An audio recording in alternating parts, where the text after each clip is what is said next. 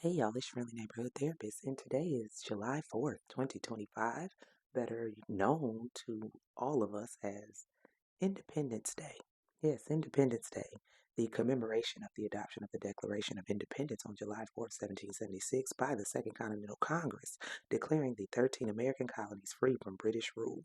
And every year, a lot of us reiterate that this holiday is not for everyone. And every year we get pushback. Y'all worried about the past. It's for everyone now. No, you don't celebrate freedom if your ancestors weren't free. How does that work?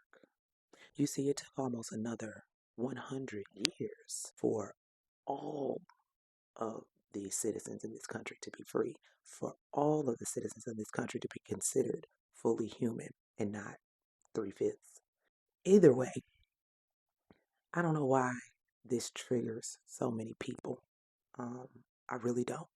But here's what I want to give y'all a little bit of a lesson. It's always good to learn history lessons. So, specifically, the state of Black America on July 4th, 1776, approximately 20% of the population was enslaved.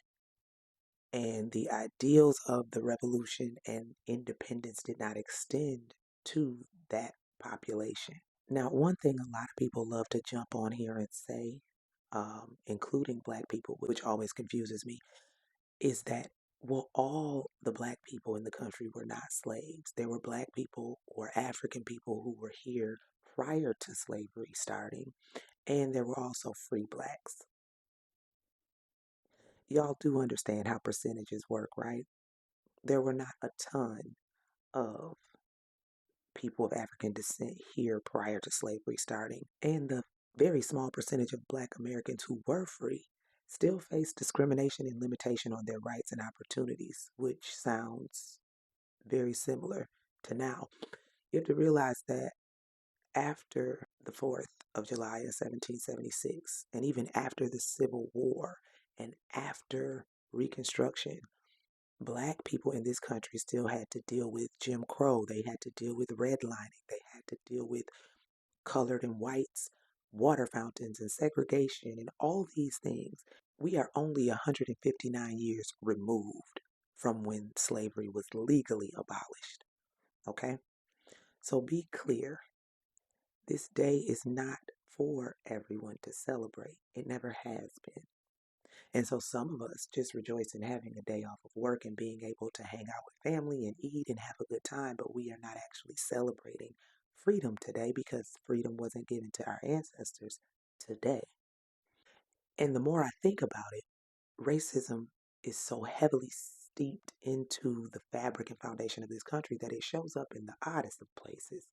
You have things like the Crown Act that recently passed, allowing Black folks to wear their hair the way that they want to. Dress codes. Funny enough, I came across a post the other day from Carnival Cruise Line. Anybody who knows me knows I love a cruise. My first cruise ever was with Carnival. I no longer cruise with Carnival because I prefer Royal Caribbean, but that's neither here nor there.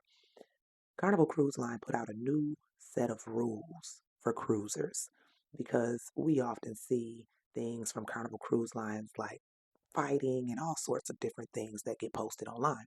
Well, they got a new list of rules. Now, most of the rules make sense, but there's one specific rule that had me like, well, who is that one for?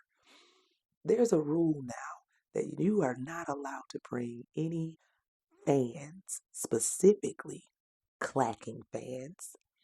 Y'all know the whole boots on the ground thing, the dance. So, who is that rule for? Because who typically has those kind of fans? See, this is where we go into the fact that a lot of rules in our world, in our society, are based in racism and misogyny, but racism. When you think about dress codes from the 90s, when you go out to the club in the 90s, early 2000s, there were dress codes, no white tees, no Jordans. Like they would be really specific. No hats, no this, no that. But who wore those type of things the most? Literally, club owners in certain places base their dress code off of what they saw rappers and celebrities on BET wearing. If they're wearing it, then the people who like them will wear it, and therefore we will put it on a dress code banned list. so that they don't have anything to wear here. This is why we used to go to the club in business attire. Like I see posts about that all the time. Like y'all used to go out in business attire, and it's funny and cute, but there's a reason that we did that. We ain't had no choice. What else were we supposed to wear? So this is what I mean by everything goes back to racism in this country. This holiday is about racism because everybody didn't get their freedom. The colonizers of the 13 colonies, along with their family and descendants, are who received freedom on July 4th. And actually, it was July 2nd, but it was finalized July 4th. Anyway, so to all of y'all who are celebrating this as a holiday of independence, great. But it's not meant for all of us. And now, granted, you will find plenty of Black Americans who do celebrate it. And that's fine, that's their business. But most of us will not because it's not true for us or not true for our ancestors. And even now, when you see things like Project 2025 and Make America Great Again and ICE raids and all these things, freedom for who? So, in the words of the great Frederick Douglass, what is the 4th of July to the slave? He so clearly said, "The 4th of July is yours, not mine. You may rejoice, I must mourn." And if you want to know more about that, he wrote a book literally titled, "What is the 4th of July to the Slave?" Go read it. And y'all have a beautiful, wonderful rest of y'all day.